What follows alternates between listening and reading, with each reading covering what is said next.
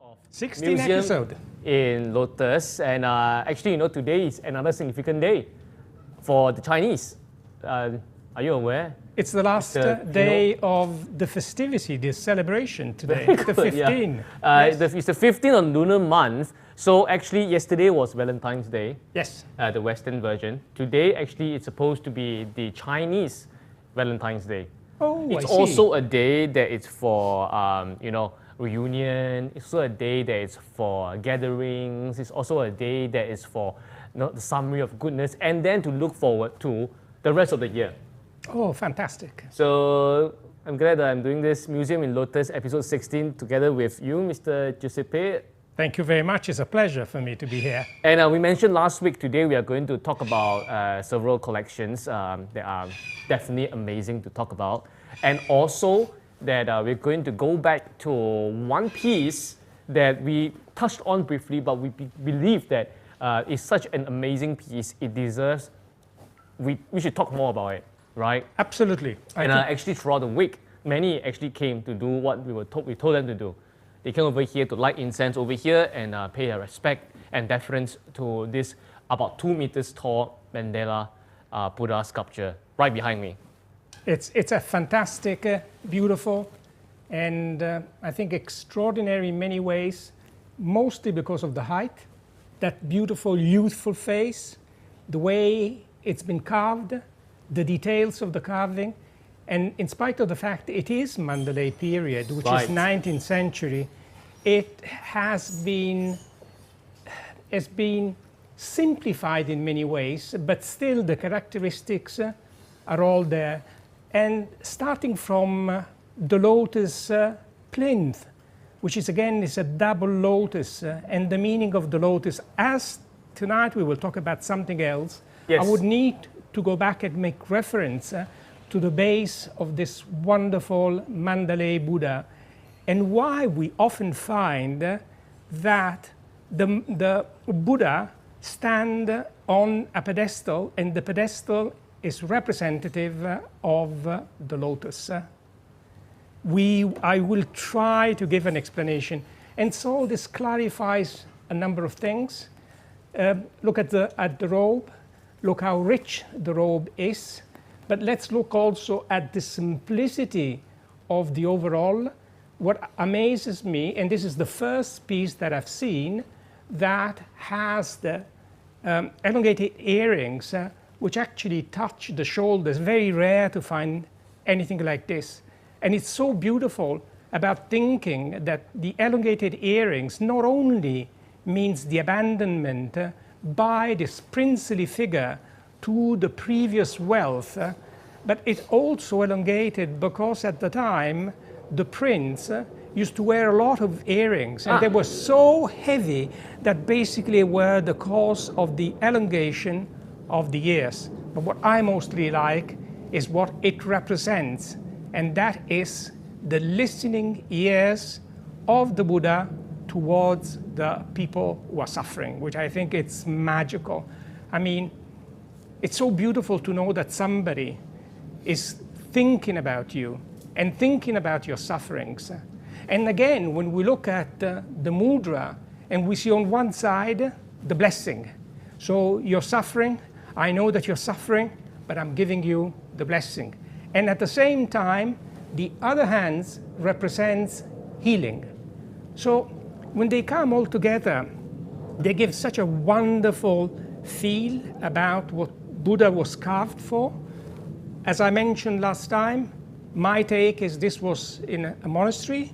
Right. And imagine how many people actually prayed to ask for graces, to ask for merits, and how many people this Buddha touched.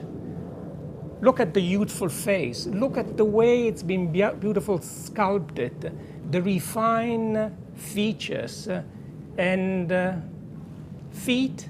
But again, what I would like to talk about later tonight is the double plinth, which has the double lotus and all the details, which, in other words, they are glass of different colors, which they've been molded in order to fit perfectly. I mean, the richness and the beauty of this tall Mandalay Buddha is unprecedented. Right. So, definitely we're going to explore more on these and others, but definitely please come to the gallery and experience the magnificence of this sculpture yourself and feel what kind of feeling it gives to you. Mr. Pino can definitely go into very much details about how intricate it is, the pieces of small glasses, it reflects, and so on. But do come by the gallery and experience this. But today, before we go any deeper into the rest of the things that we have around us, I think they all look very exciting, is that we are joined by a special guest today. We are joined by this little sculpture here. Aha! Yeah. We're joined by this little fella here. You recognize what is this little friend that we have here? Not laurent-perrier champagne, main sponsor of the show, but we are joined by someone who is significant today.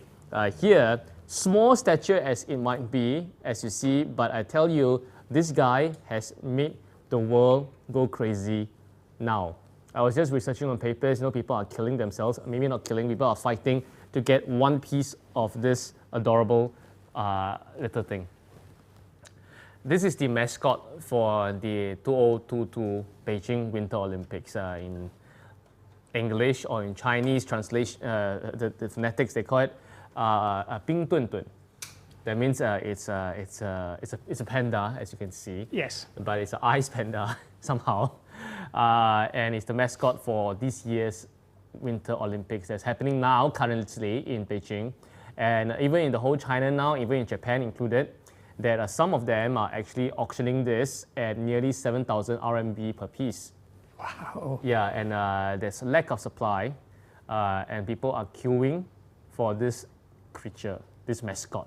That's very beautiful. I mean, it's very adorable as well. You see, I mean, you can do that. Yeah. I had brought this here as a special guest today. Is that because the next event that we're going to have, the 19th of February, it's going to happen in just 4 days' time. And Mr. Pino will be involved as well. Yes, I will. That will be our CNY Chinese New Year Students Re-Blessing celebration. We mentioned last week, we showed the seals. Yes. That's of the zodiac signs. Today I have with me friends who can see the seals that are from the Heart Sutra, which some of y'all might be familiar. But I brought this gentleman, this panda here today is because he will be one of the key lucky draw prizes on that very day. Oh, wow. Yeah, yeah. Wow. The whole gift for this whole commemorative Beijing Winter Olympics, there are 7 official gifts. All of them, people are fighting for it, people are paying super high prices for it, but you don't have to fly to Beijing, you don't have to fight with them. Because if you watch our show on 19th of February and you participate in the lucky draw, by the way, we are going to have 7 rounds of lucky draw. Fantastic. 7 rounds. And what you say on the day, as you introduce about the Qing Dynasty table that we are familiar with, and I think you're going to introduce the hibachi, and you're going to introduce about, of course, the mega pillar of light, which your double dragon rings will be blessed on it. And if they answer the correct question, and then you have a chance to actually win this back home. 7 rounds, every single round, 7 prizes. This would appear in every single round. So you have a chance from the beginning all the way to the end. The key to winning this actually is quite simple. Watch the entire show. Get your entire village to watch it. Get your entire village to to answer the correct answer. And then you get a chance, not just this, maybe you will get the entire Winter Olympics 7 gifts as a set back home. This is a beautiful little gift and commemorative as well. Commemorative. Because, I mean, imagine in 20 years' time how much this would be worth. It's the highlight of the season that you wouldn't get this anywhere, and they are definitely not going to produce this after Winter Olympics. Like, you know, when in 2008, when Beijing, the same city, had its Summer Olympics, I was in Beijing, and they had different mascots back then. They had 5 different dolls, cute ones. And because as a student back then, I was thinking, what's the purpose of buying all this thing? But you know, if you have kept a set of those mascots back then from 2008, I tell you they'll be worth a fortune now. Not to mention the memorable, how memorable they're supposed to be, you see. So Beijing is the first city that actually held Winter and Summer Olympics. And this guy over here, this Ping Dun Dun, it's definitely going to be a symbol of a success. Hopefully that will transfer onto your life as well. It's really adorable. Very, very beautiful. Absolutely, yes.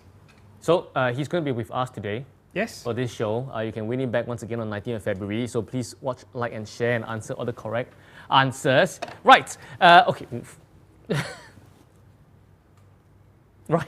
Yeah, we know about this mega one, and you should come here and see. But of course, the one that is standing, sitting in between us, this one. This is a masterpiece in many, many ways, and I will try to elaborate on it, but I have never seen, neither in museums, when I went to Vientiane and Luang Prabang, neither I've seen in any collection a piece of this beauty, refinement, and exclusivity. This is a masterpiece, and I actually mean it. You mentioned Vientiane. Yes. That means it's Laos. This is Laos? This is correct? This is from Laos. This is Laos. We have placed this in the gallery, or shifted to the what we call the agave and sandalwood gallery, the scented wood gallery. It's been there for some while. It caught some attention, and I said that, well, don't worry, we're going to talk about it. And I'm glad that on this significant day, the 15th of the lunar Chinese New Year, we have a chance to talk about this piece. But I'd like also to mention that I'm very privileged, and I actually mean it, to basically explain the meaning of this adorable, rare, fantastic, extremely beautiful Laotian Buddha. And this dates back to the 18th, I think it's more the 18th than the 19th century. If it's 18th century, yes, that means it's 1700s. 1700s. If it's 1700s, that means that this Laotian wood, I presume, wood? This is sandalwood. This is sandalwood. This is sandalwood. Oh. So imagine. I should have brought some sandalwood here today, huh? You should have. Sandalwood, but disclaimer, once again, museum in Lotus, we are talking about the collections that you cannot buy, but you can definitely buy other wearable and placeable sandalwood, which is very much needed from 2021 and onwards. Laotian sandalwood Buddha sculpture that is about 300 years. 300 years, easily 300 years. Yeah. Again, extremely refined. But before I enter and I explain the details, I would like to just point out at one element which is really rare and unique. And that is the lacquer. The lacquer does not take precedence over the overall and the details, but is so rare. Are we talking about the black finishing? It's the black aubergine or brinjal finishing. Yeah. I have never seen it. Probably, brinjal, dark brinjal might be correct, because we have seen Laotian Buddha sculptures, remember? Yes. The ones that are the mudras, they're calling for rain and to stop an argument. Yes. We can see the natural wood color. Yes. But this is on intentional, that is lacquered. Intentional. It's intentional. Brinjal. And in my opinion, there are at least 20 layers of lacquer. And if we look very carefully, we can even see the wood. Right, we still can. Yeah. Just a little bit the wood. And over the wood, we see a sort of a coffee bean lacquer, which means in order to achieve these final colors, there were many layers, all in the same tones, if you wish, of the colors until they achieved this. Right. But base, if you come here and see closely, you can see I think it's 300 years over time, wear and tear. You can see the base wood color, probably not even the base, but you can definitely see the different layers, which means that many layers of lacquer were applied to it. Many layers were applied. In my opinion, as many as 20. It's quite, actually they can see it from the camera. So why did they do it? And this is a question I cannot answer. It's something really rare. As I mentioned, when I visited Laos, I did not see any piece in wood, in sandalwood, and in this color. In order to achieve this color, you would possibly see it in bronze, but never in wood. Right. And it's rather heavy. Rather heavy. Yeah, that means it's pretty dense. Even for the wood, the sandalwood it's pretty dense. So when we talk about the Mandalay sculpture, if it's in gold and texture, we can pretty much understand why is it supposed to be in gold. Because gold, there's a common denominator for all cultures. It represents the prestige, represents the everlastingness. But you're right, it's like a black or brinjal, dark brinjal. And that begs the question, a curious question.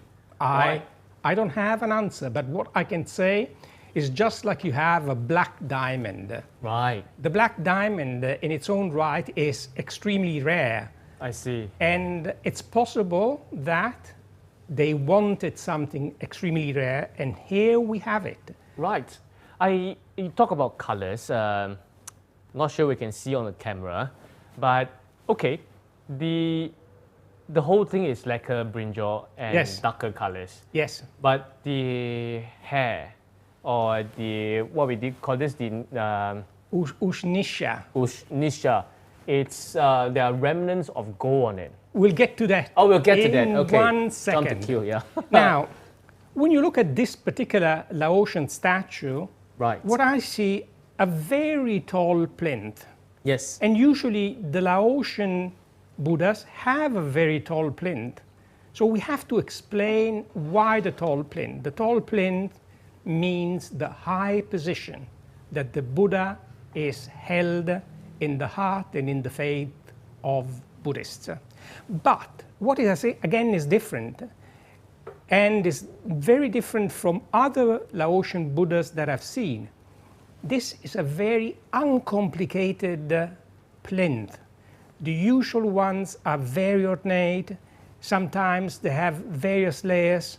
This one has simplicity. Right. Even for the Laotian ones that we saw previously, Yes. the rounded ones, there were Yes. several layers. Very many layers, yes. Even though the sculpture was, if you remember, during our previous episodes, we had 4 of them of different sizes.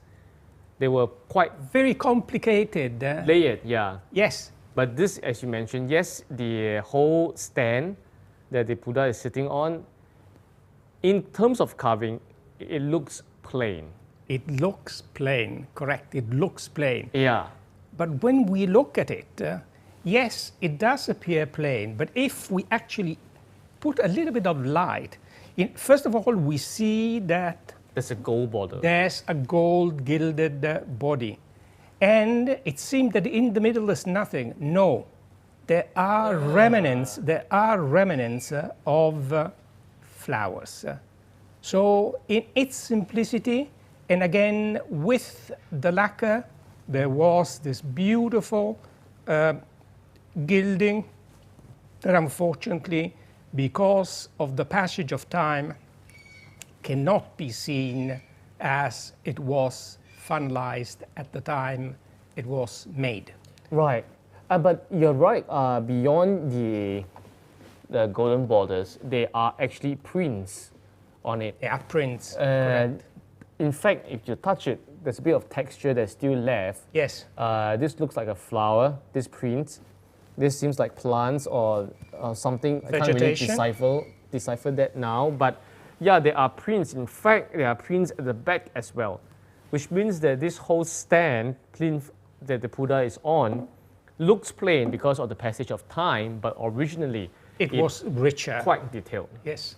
Now, when we look at the simplicity also of the form, and as I mentioned, it doesn't have layers, then I ask myself, was this made on purpose? I would say yes. Again, the highly skilled carver of great capabilities wanted something very simple. And then my question is to answer, why did he want this very simple? In order to focus the attention to the Buddha himself. Right. And to the many extremely beautiful details. Now, let's start with Dushnisha, which you mentioned earlier. Yes. To me, it looks almost out of proportion. But is it out of proportion? I think Dushnisha was made to look big because of the meaning and the significance. This is basically the representation of the Enlightenment. Right. So again, the carver wanted something big to remind ourselves that here we are in the presence of the holy, and this testifies the holy. Right. Okay? Now look how beautiful the carvings are. Let's look also at the remnants of the lacquer, and let's also look at the gilding. Extremely beautiful, extraordinary. Okay, we look at the hair now, and the hair are like peppercorns. Very detailed, very minute, very proportioned. Again, people say it could also be snails. And in effect, in the legend, it's also mentioned that these could be snails, and actually 108 snails. Let me just go back and refresh ourselves about the meaning of the snails. And this is when the Buddha was meditating under a tree. There were rays of sun, very strong, and one of the snails realized that the head of the Buddha needed to be covered and protected. Right. And actually it went up to the head, sat on the head in order to procure moisture and protection. Right. 107 nails followed. And when the Buddha came out from his meditation, he realized that these nails had died for him and had protected his head. How beautiful to think about an animal wanting to provide protection to the holy, high Buddha. I see. So I find this extremely well done, extremely well proportioned, very detailed. And then you see on the side the ears. Yes. And as I mentioned about the Mandalay tall Buddha behind, in this case, it has long ears. Again, abandonment of all the jewelry that it had, abandonment of the wealth, but also the listening of the suffering. Right. So why did they paint it gold? They partially painted in gold. Again, the whole idea was this extremely dark color. Yes. But from time to time, you would see the embellishment, which you see in the hair, you see on the flame here, the Ushnisha, and other various little parts as the base. Yes. Now, what do we see? We see a wonderful, sophisticated face, I would say, with very beautiful details.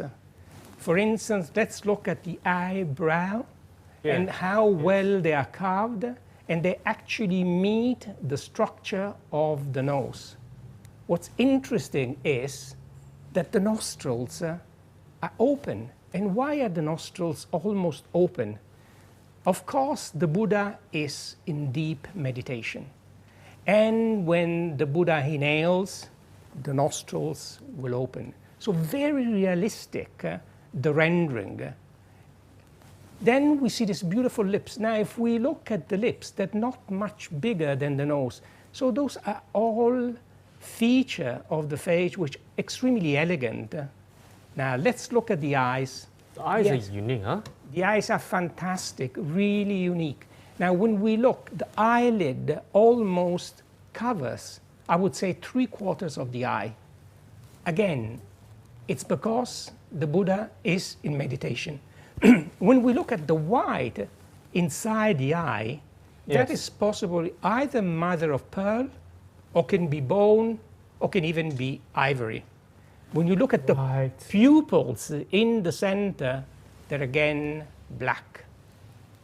I see, yeah, you're so right. the contrast that I see between the complexion, let's call it the complexion, and the eyes, and as Mr. Khan, you're putting the light next to it, the brilliance, the beauty, the details, the color become really alive. I see. As the Buddha, in my opinion, is almost alive. He is breathing, is inhaling. And look how beautiful those lips are. Then we see the body, extremely well proportioned.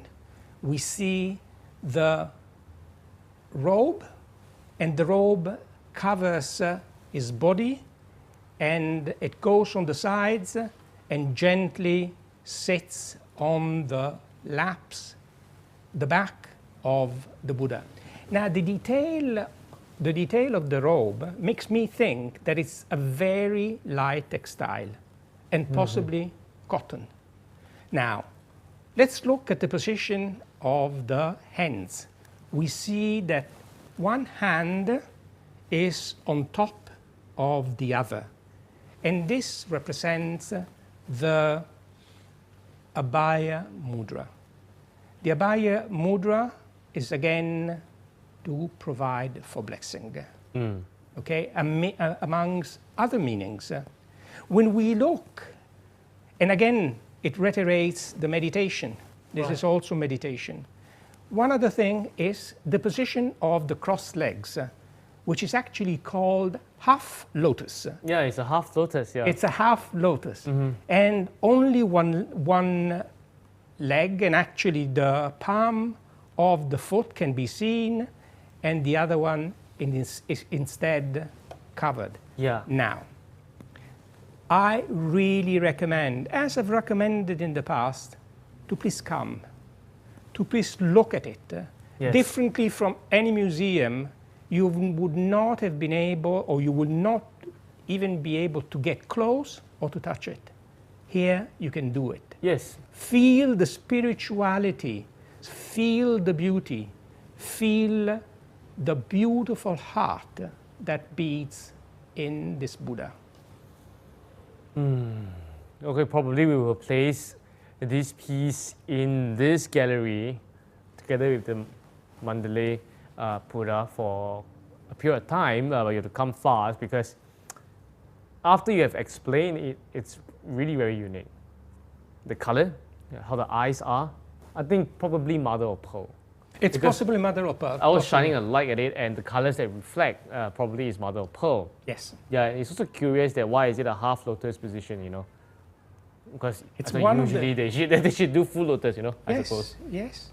And again, I love this position, the position which reflects the fact that the Buddha is in deep meditation. Right. Look I at the see. cheeks. I mean, there's not one element which, in my opinion, is out of proportion. And with a stronger light, we would be able to see the quality of the work and, again, the remarkable skills of the carver at the time. I see. So this is really a piece to come and admire and feel it, both the Mandalay sculpture, the 2 meters tall, and one that is like really unique here. I think both would give you the essence that they are in power, they are in control, and when you're there, it somehow it just probably invokes the humility and the in us. And you know, sometimes a lot of things is like, because on all these feng shui times, all these talks I have been mentioning for several times, that yeah, the year can be great, the energies around can be great, but the person must be willing to open up their hearts to accept it. Yes. And do something about it. I suppose these two sculptures does remind us of these points. Yes. Last week, on this Qing Dynasty beautiful Zita or Guzhen table, we mentioned that Master Yin might be using this for the reblessing ceremony this 19th of February. And now that this thing is confirmed, he's confirmed definitely going to use it.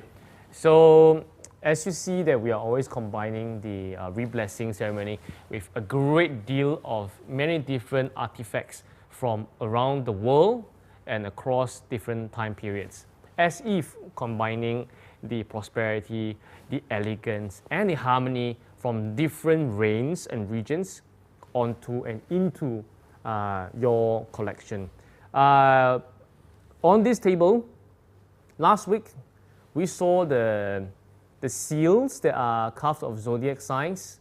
And since today we are talking about this Buddha sculpture and this Laotian Buddha sculpture, so we're crossing between Burmese and Laotian. Yes. Same, pretty much near same region, but entirely different.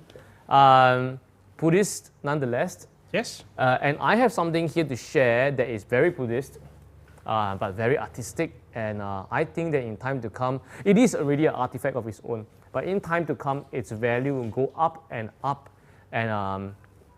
it's definitely an artifact of national and international importance. Wow. Are you familiar with the Heart Sutra? I've heard about it, but I definitely don't consider myself an expert, or I have a full understanding. That I need to be very sincere about it. The Heart Sutra, as we can see that, we have seen this Burmese sculpture. Yes. We have seen the Laotian. Of course, previously we have seen other countries as well. Buddhism does spread to different places, and including Japan. We have seen the what do you call that?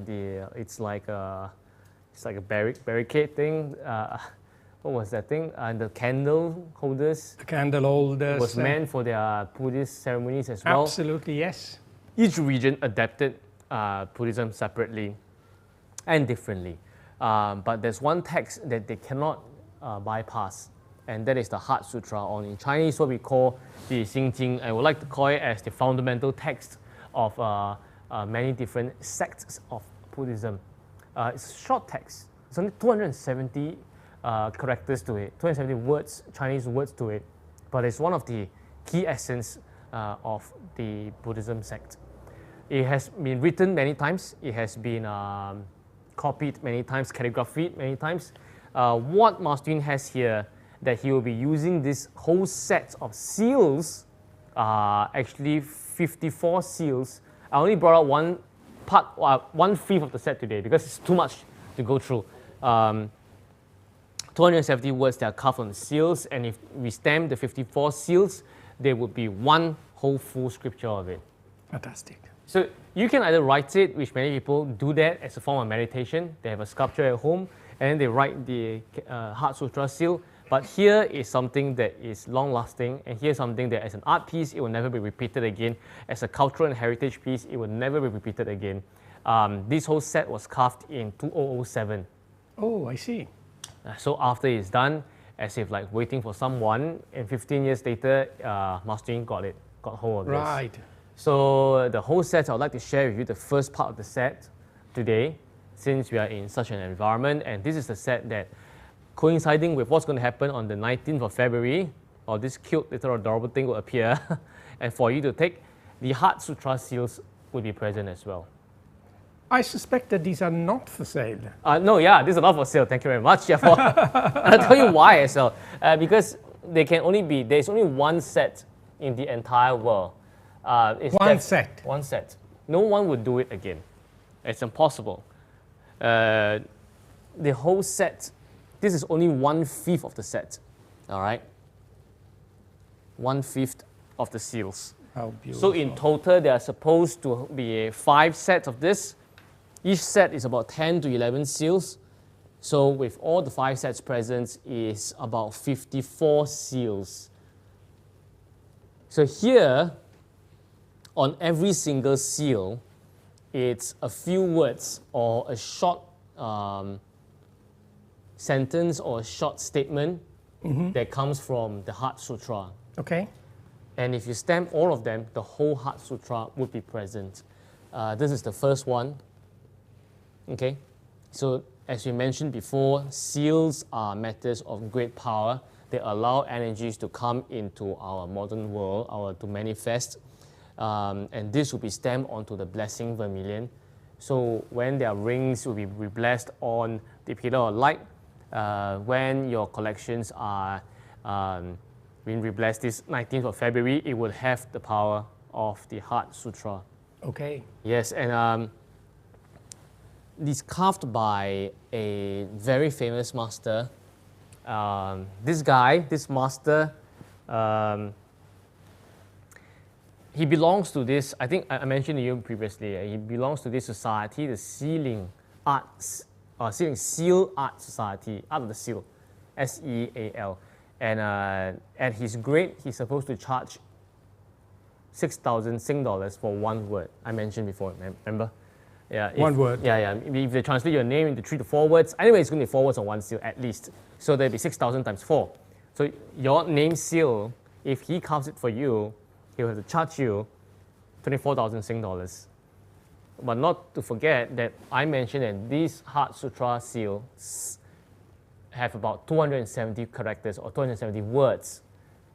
So 270 times $6,000, that would be approximately 1.3 million Sing dollars. Yes.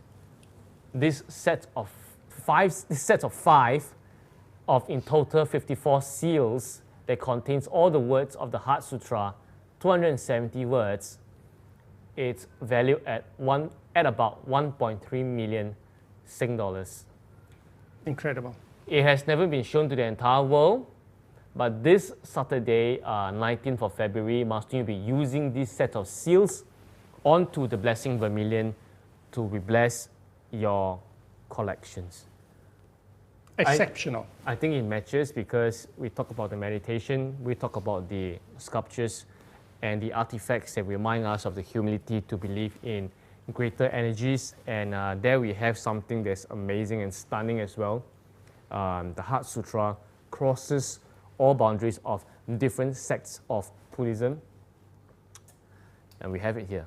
270 words. About 270 words. I never exactly count, but Okay. yeah, 54 seals, that's definite. Yeah. Right. And first and only in the world. Are there in Singapore any makers Yeah. of seals? They are. They are. They are always, but they, of course, but one thing is that there's definitely less and less, which is a great pity. Second is that in Singapore, remember I told you that this cover, this master, he belongs to the Seal Art Society. In Singapore, there were two who were inducted into this society. I see. I mentioned they were two because one has passed on, Oh. which means there's only one left. So it's a very exclusive club or society, and around the world, probably 100 plus minus members are involved. Right. It's an international organization that recognizes the efforts of the seals. And when I talk about each seal, each word is 6,000 Sing dollars. I am not even including the fact that how much these seal stones would cost. So just take away the cost price of the stones. If you include that, then I think easily 54 seals of it, and some of them are as big as this piece. Oh, this is a seal inside here. This is also a seal.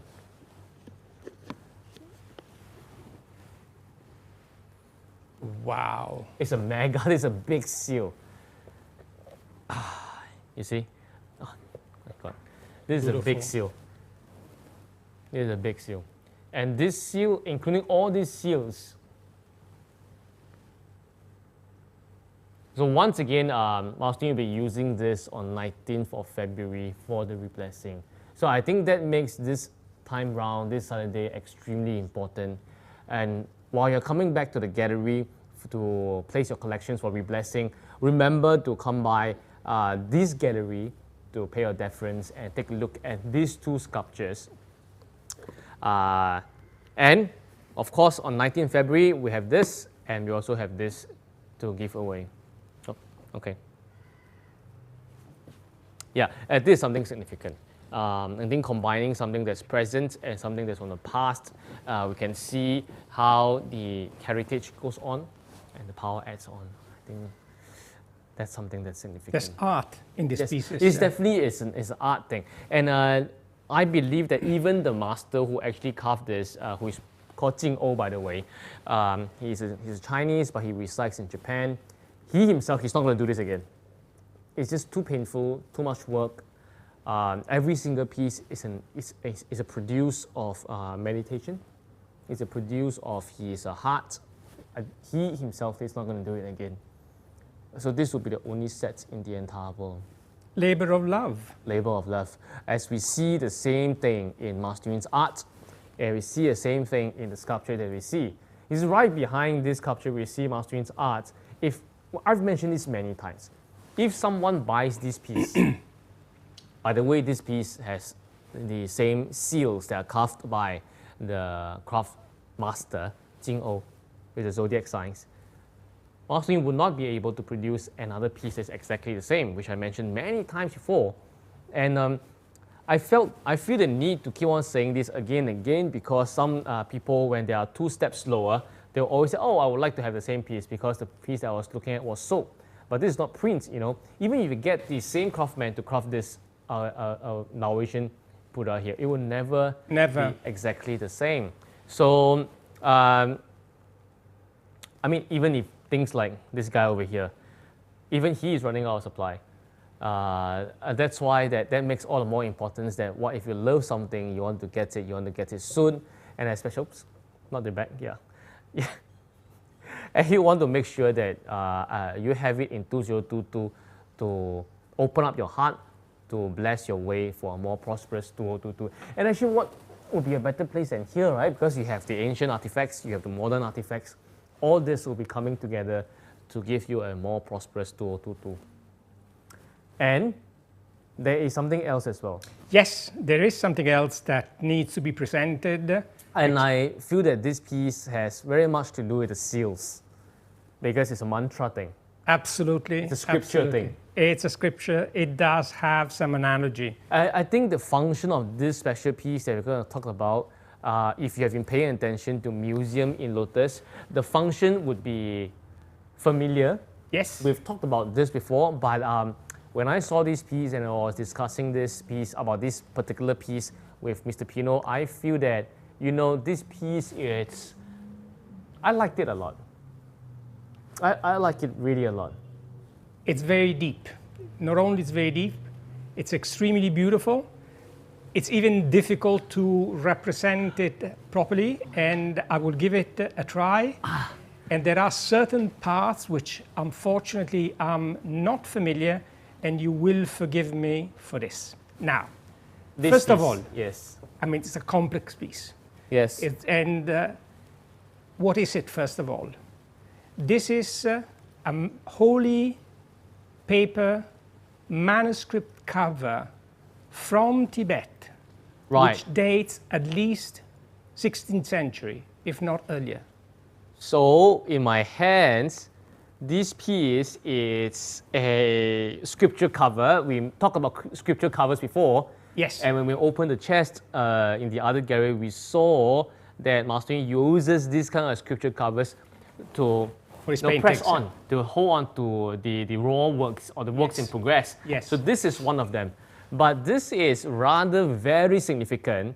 It's number one, it's from Tibet.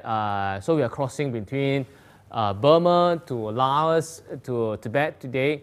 But what caught my ears just now is that you mentioned this is about 16th century. 16th century, which means it's 1500s. This piece of scripture cover on 500 years. 500 years of age. 500, and look at the way it's been kept. Look at the details. Now, first of all, this is hardwood. It's hardwood. I can feel it. And it's heavy, it's very dense. Why is it so special? Because of the altitude of Tibet. The plateau is around 3,000 meters above the sea level. Right. And at that height, it's very difficult to have any tree which is hardwood. It's all softwood. And actually, we have seen a number of pieces of furniture, very beautiful.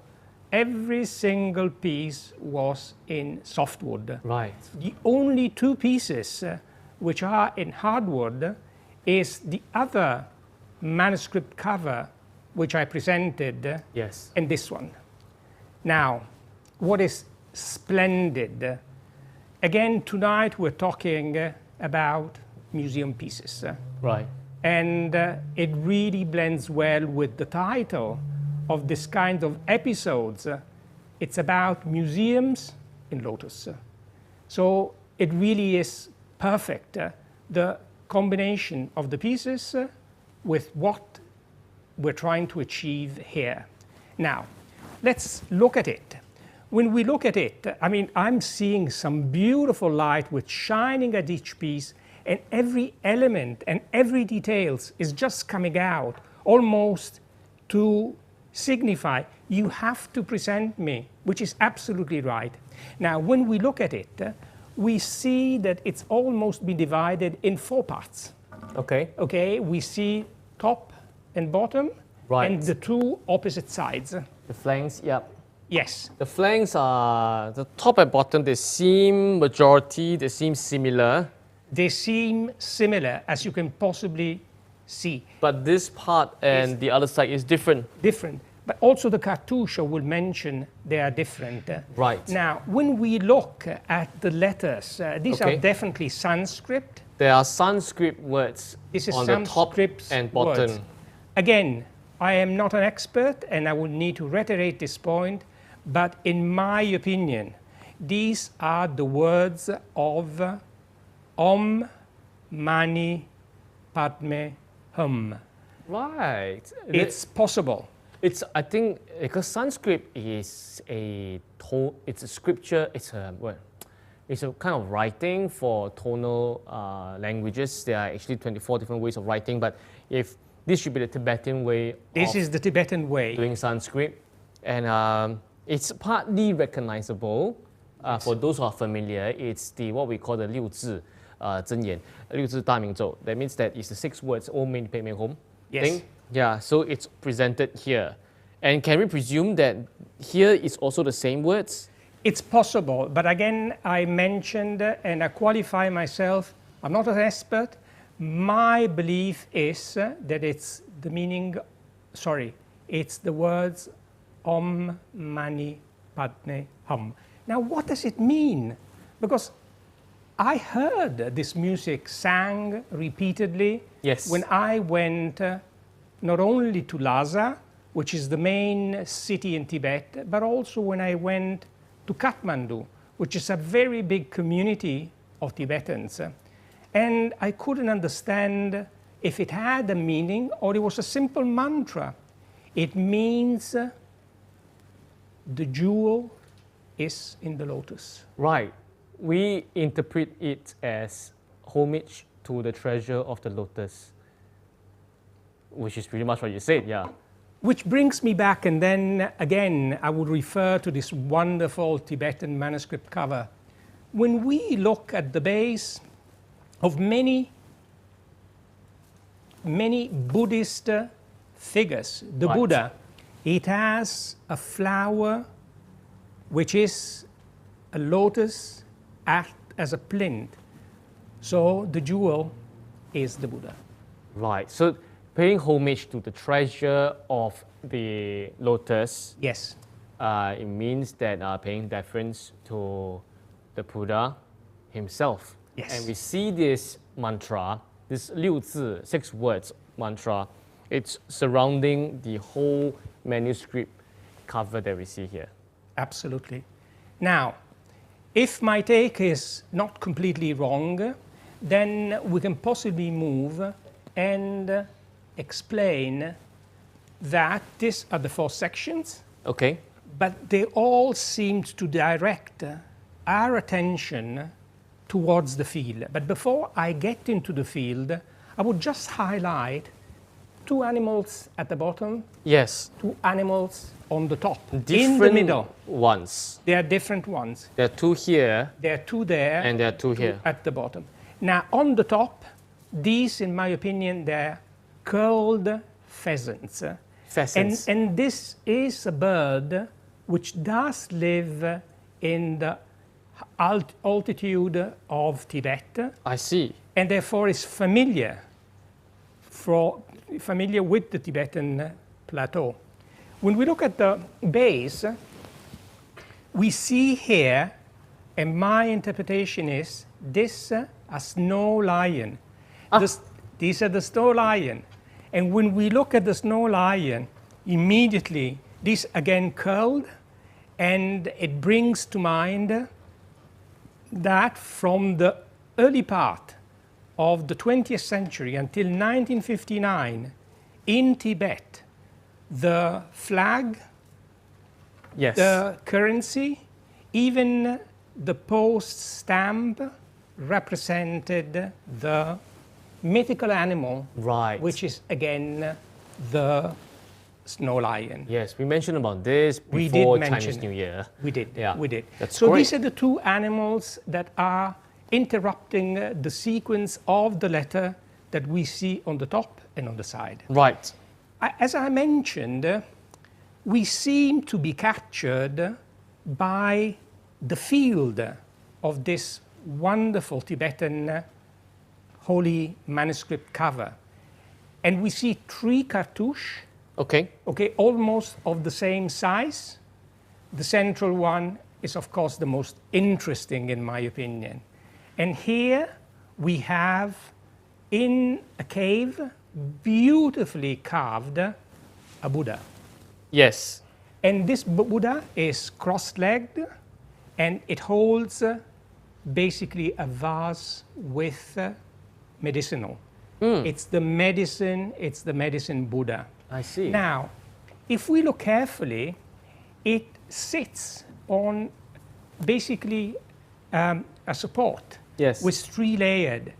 And the base, okay, the throne, if we like to say it in other words, is supported by 2 human figures. Yes. To me, the meaning means that Buddhists submitting themselves to Buddhism and submitting themselves to the high figure and the authority of Buddha.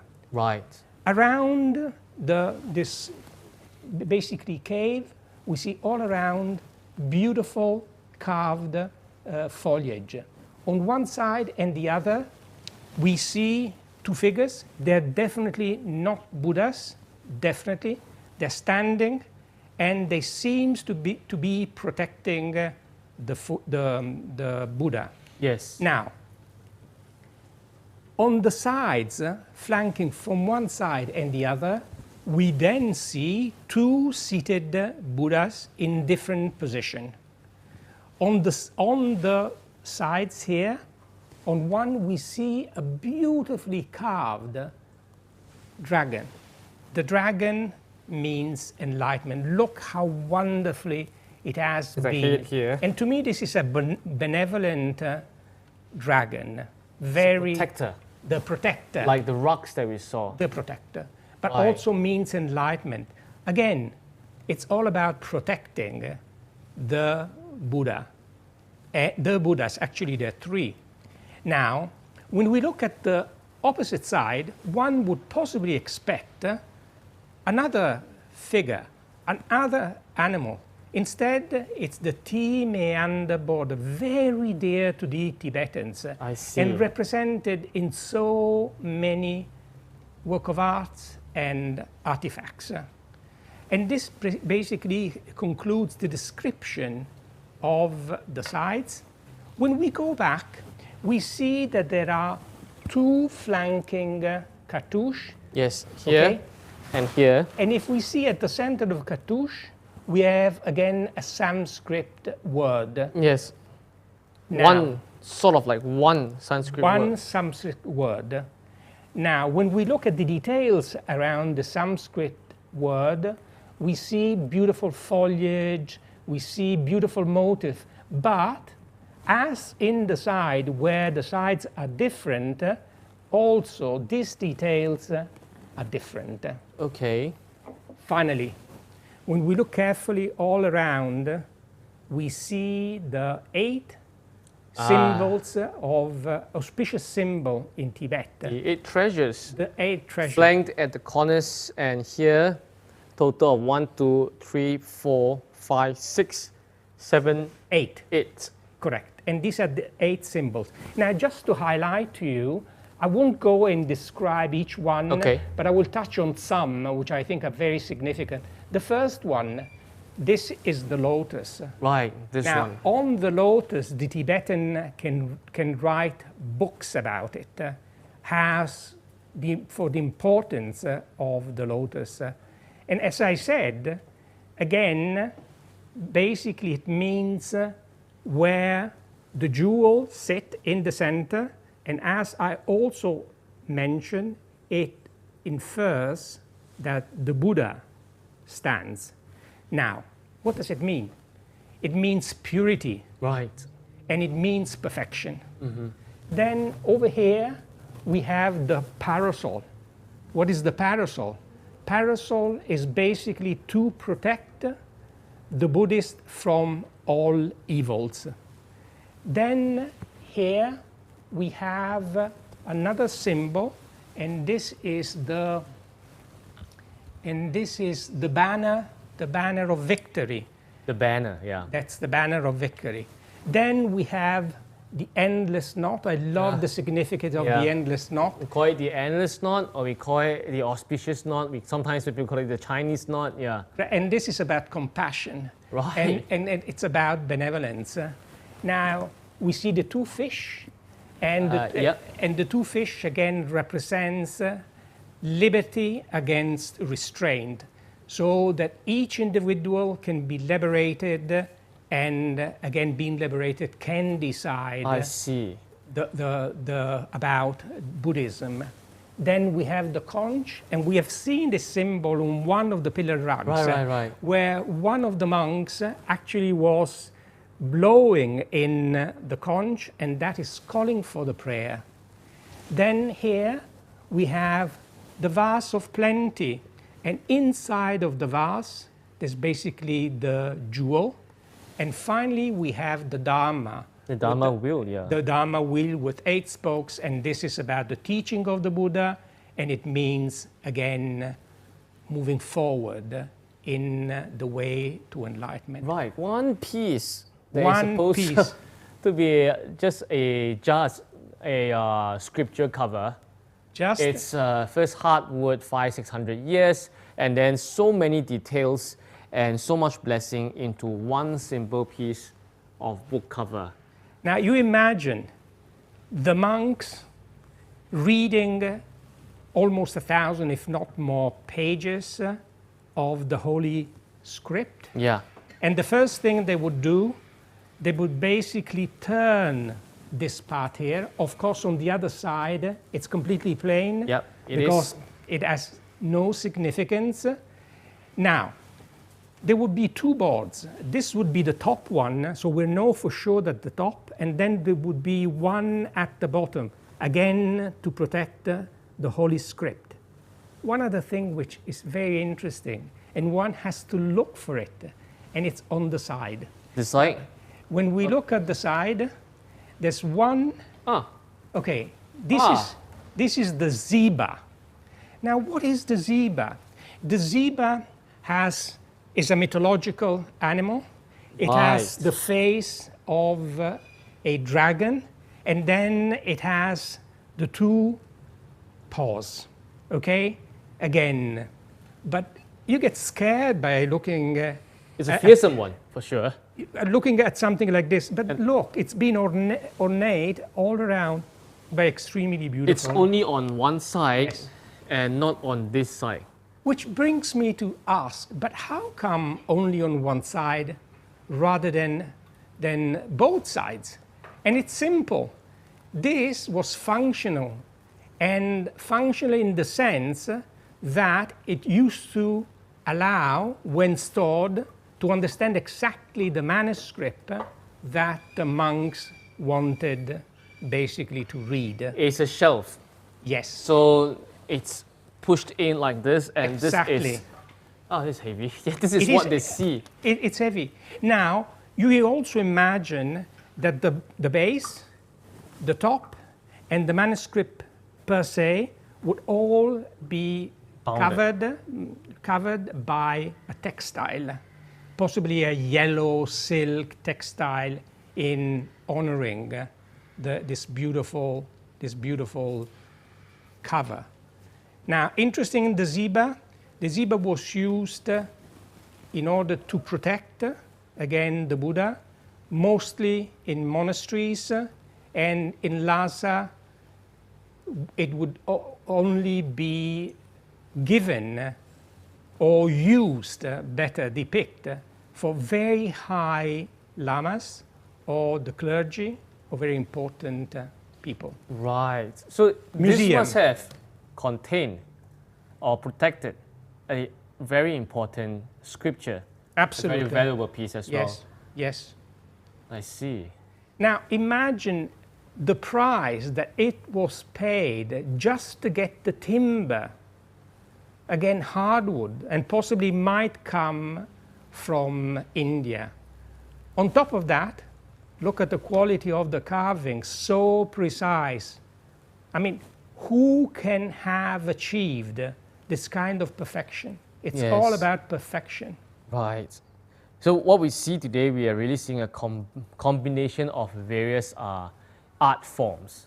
We see the sculptures, as we mentioned, the details and the how it's one and only. We see that this, even though it's just a book, a scripture cover, it's extremely delicate and full of details. I really love that it gives a lot of details in every location and spot.